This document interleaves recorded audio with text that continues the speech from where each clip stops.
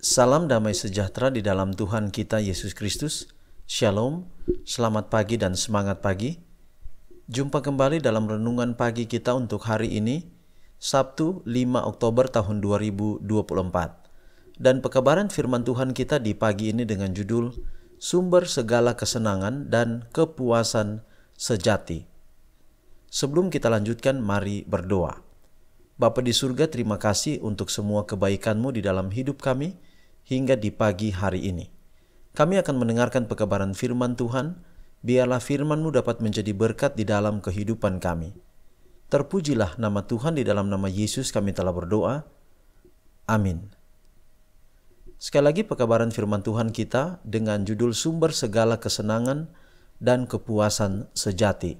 Dan ayat firman Tuhan Mazmur 16 ayat 11, di hadapan-Mu ada sukacita berlimpah-limpah, di tangan kanan-Mu ada nikmat senantiasa. Dari semua fitur pendidikan yang harus diberikan di pusat-pusat sekolah kita, latihan keagamaan adalah yang paling penting.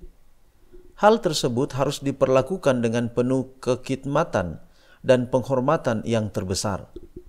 Namun bersamaan dengan hal itu, juga disertakan segala hal menyenangkan yang mungkin dihasilkan.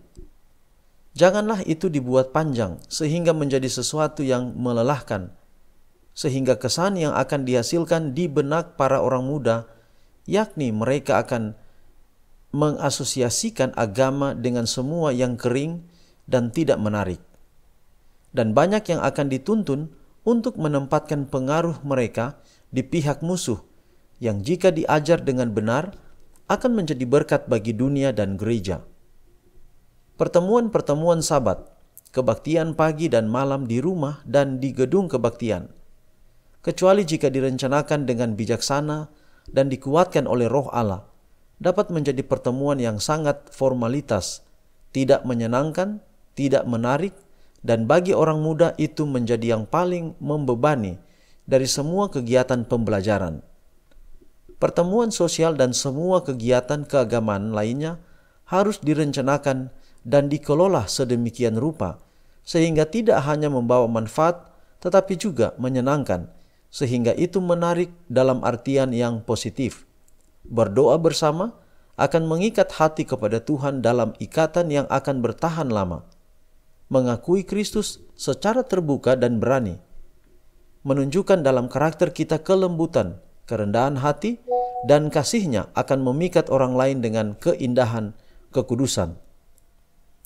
Pada setiap perbaktian, Kristus harus dinyatakan sebagai yang menyolok mata di antara selaksa orang, oknum yang segala sesuatu padanya menarik. Dia harus disajikan sebagai sumber segala kesenangan dan kepuasan sejati, pemberi setiap pemberian yang baik dan yang sempurna, penyedia setiap berkat, oknum yang menjadi pusat harapan kita, semua yang kehidupan yang kekal. Dalam setiap kegiatan keagamaan, biarlah kasih Allah dan sukacita pengalaman Kristiani terlihat dalam keindahannya yang sejati. Hadirkan Juru Selamat sebagai yang memulihkan setiap pengaruh dosa. Untuk mencapai hasil ini semua, pemikiran sempit harus dihindari. Pengabdian yang tulus, sungguh-sungguh, dan sepenuh hati dibutuhkan. Semangat kesalehan aktif di antara para guru adalah sangat penting, tetapi ada kekuatan tersedia untuk kita jika kita menghendakinya. Ada anugerah bagi kita jika kita mau menghargainya. Roh Kudus sedang menunggu kita, menuntut itu juga kita mau mengklaimnya dengan kebulatan maksud yang sebanding dengan nilai objek yang kita ingin miliki. Sebagai perenungan, apakah yang menurut saya paling bermakna dalam waktu renungan pribadi saya dengan Tuhan? Apakah yang paling saya sukai dari penyembahan kepada Tuhan di gereja? Puji Tuhan saudara, kalau kita datang kepada Tuhan, kita harus merasa puas. Dan kepuasan kita itu adalah apa? Apakah kepuasan karena kita bertemu dengan Yesus, bertemu dengan Tuhan? Ataukah hanya sekedar rupa? Kita datang ke gereja Kita puas oleh karena kita dapat menampilkan gaya baju baru, sepatu baru, atau penampilan-penampilan lain yang lebih penting daripada bertemu dengan Yesus. Pertanyaan kepada kita hari ini, ketika kita berdoa secara pribadi, ketika kita datang ke gereja, apa yang membuat Yesus itu menarik bagi kita? Kalau kita tidak pernah tertarik kepada Yesus, bagaimana mungkin kita dapat menyembahnya dengan penuh roh dan kebenaran? Hari ini pertanyaan kepada kita adalah, apakah ada yang kita sukai di dalam ibadah, dalam penyembahan? Ya, mungkin yang kita suka itu adalah lagu-lagu yang mengangkat iman kita. Dan lagu ini juga berbeda-beda dari satu orang kepada orang yang lain. Apakah ibadah itu mengangkat iman kita kepada Tuhan? Ada mungkin yang tertarik dengan firman Tuhan.